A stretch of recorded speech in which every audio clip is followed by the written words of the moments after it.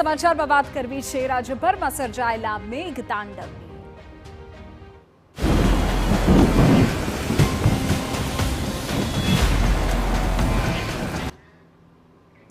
રાજ્યના કુલ 66 તાલુકાઓ એવા છે કે જ્યાં નોંધપાત્ર વરસાદ વરસ્યો છે। સૌરાષ્ટ્ર અને દક્ષિણ ગુજરાતના જિલ્લાઓમાંથી વરસાદના સમાચાર મળી રહ્યા છે। સૌથી વધુ દ્વારકામાં 6.5 ઇંચ વરસાદથી જળબંબાકારની સ્થિતિ સર્જાઈ છે। જૂનાગઢ શહેર અને જિલ્લામાં 5 ઇંચ વરસાદથી ભરાઈ ગયા છે પાણી। ગીર સોમનાથના વેરાવળમાં 4.5 અને તાલાળામાં 4.5 ઇંચ વરસાદ થયો।